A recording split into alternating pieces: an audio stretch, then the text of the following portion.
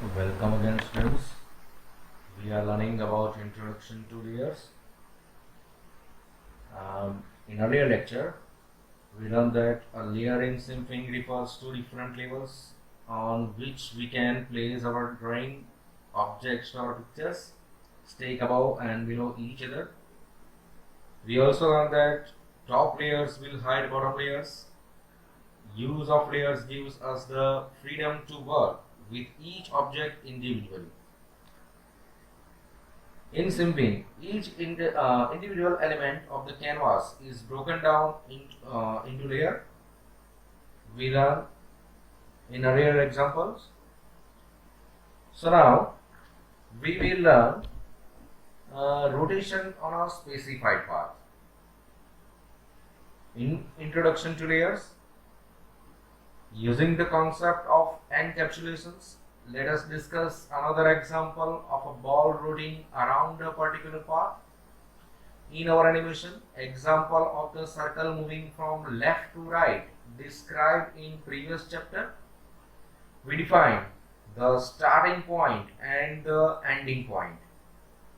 Here, Simping automatically assume the path to be straight, but in our example, we want to move the object as per our defined path.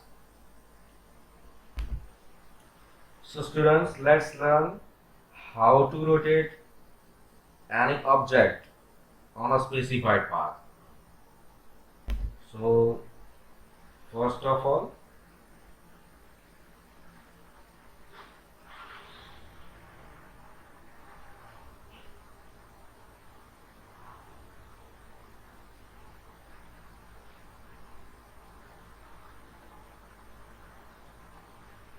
open Simping Studio.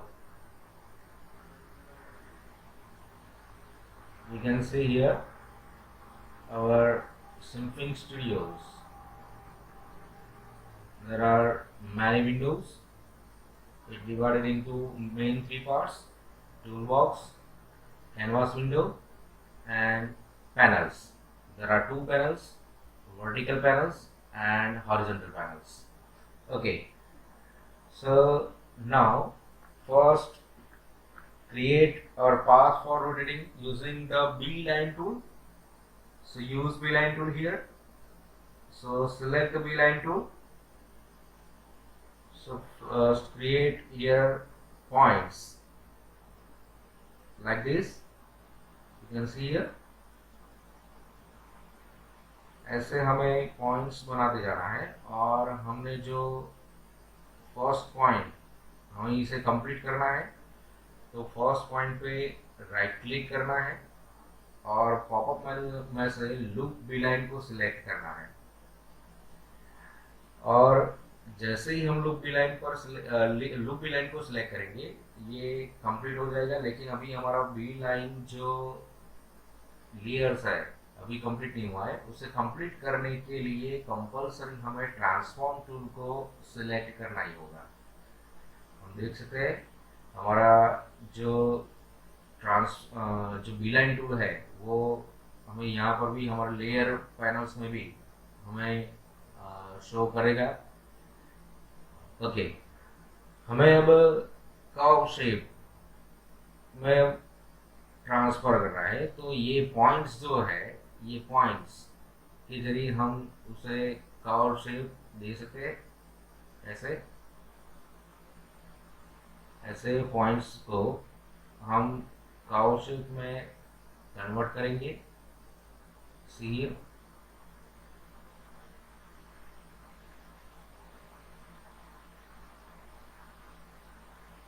Okay, ऐसे हमें curve shape में उसको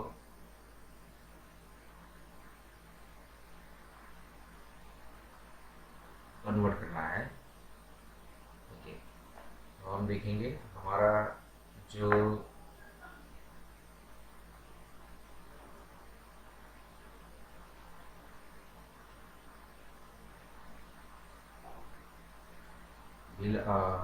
path है वो path ready हो गए। अब हमें यहाँ ऑब्जेक्ट ड्रॉ करना है। सो हम सर्कल टूल को सिलेक्ट करेंगे और एक ऑब्जेक्ट सर्कल यहाँ पे हम ड्रॉ करेंगे। जैसे ही सर्कल को हमने ड्रॉ किया है, हम यहाँ पे ये सर्कल जो है उसका रेडियस थोड़ा कम करेंगे। ये बी लाइन टूल है और ये हमारा सर्कल लेयर है। ऑब्जेक्ट हमारा यहाँ पे ड्रॉ हो गया है कैनवास पर। अब हम ये इस ऑब्जेक्ट को हमें पाथ पे लाना है। Most important things in our animation example in rotation और a specified path. So अब ये इंपोर्टेंट पॉइंट्स है।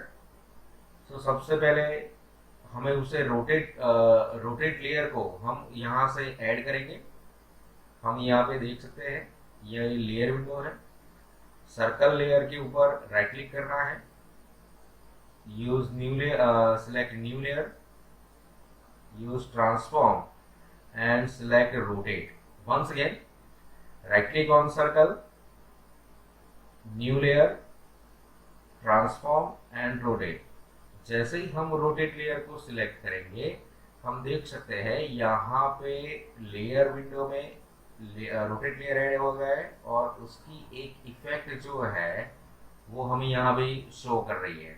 ओके, अब हमें क्या करना है, रोटेट लेयर और सर्कल लेयर का एक ग्रुप क्रिएट करना है।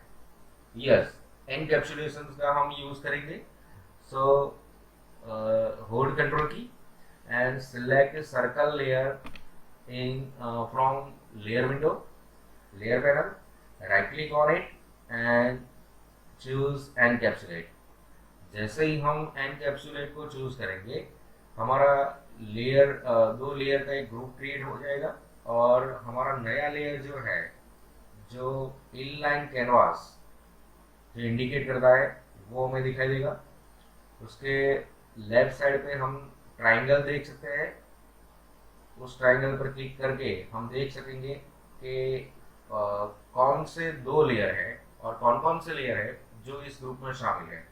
सो हमारा रोटेट लेयर और ये सर्कल लेयर। ओके, अब हमें क्या करना है, तो हमारा मेन जो काम है वो है इस पथ पे, इस मीन्स के इस पाथ पे, हमने जो पाथ ड्रॉ किया हुआ है उस पाथ पे हमें ये सर्कल को लाना है।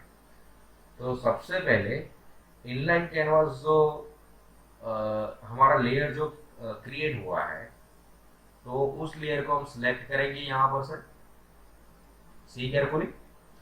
उसका ग्रीन डक को हमें सिलेक्ट करना है। एक बार क्लिक करके हमारा ग्रीन डक सिलेक्ट हो गया है इनलाइन कैनवास का। कंट्रोल की को होल्ड करे रखना है और रोटेट लेयर को सिलेक्ट करना है। रोटेट लेयर को अगर सिलेक्ट करेंगे तो उसका रोटेट लेयर हमें दिखाई देगा और हमें सिलेक्ट करना है जो ब्लू डक है उसे सिलेक्ट करना है। कंट्रोल की को होल्ड ही करके रखना है। बाद में हमें जो बी लाइन लेयर है, वो बी लाइन लेयर को हम सिलेक्ट करेंगे और जैसे ही बी लाइन लेयर को हम सिलेक्ट करेंगे, हम देख सकते हैं कि हमारा जो पाथ है जो हमने ड्रॉ किया है बी लाइन टूल से, वो एक्टिवेट हो जाएगा। और जहां पर से हमें उसे रोटेट करना है, जहां पर हमें ये ऑब्जेक्ट लाना है, वहां पर हमें राइट क्लिक करना है। सपोज मान लीजिए कि ये ऑब्जेक्ट को हमें यहाँ लाना है, तो यहाँ पर हम राइट क्लिक करेंगे। राइट क्लिक करने के बाद हम देख सकते हैं एक पॉपअप मेनू ओपन हुआ है, उसमें से ये option see carefully, link to be line. Link to be line पे जैसे ही क्लिक करेंगे, आप देख सकते हैं हमारा जो ऑब्जेक्ट है वो ऑब्जेक्ट अब हमें पाथ पर दिखाई देगा। अब हमें ये जो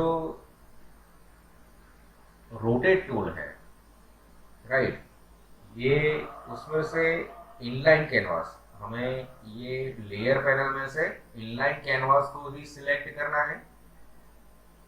see carefully, animate editing mode on करना है एनिमेट एडिटिंग मोड ऑन करने के बाद हम देख सकते हैं 0 फ्रेम से शुरुआत होगी। टाइमलाइन को 5 सेकंड्स का ही रखेंगे। इनलाइन कैनवास को सिलेक्ट करके हमें उसके ग्रीन डक को पहले हम 0 फ्रेम पे नोट कराएंगे एग्जैक्ट पोजीशन को। सो मान लीजिए हमारी पहली पोजीशन यहाँ पे है। सो वो नोट करेगा 0 फ्रेम से। आप यहाँ पर भी देख सकते हैं डायमंड शोज द पर्टिकुलर जो हमारा जो प्लेस है वो नोट करेगा।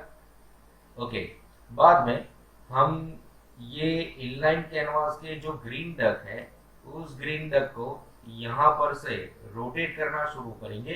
बट पहले हमें 0 फ्रेम हमने नोट कर लिया है। अब यहाँ से फ्रेम बॉक्स में से करंट फ्रेम बॉक्स में से 5 सेकेंड्स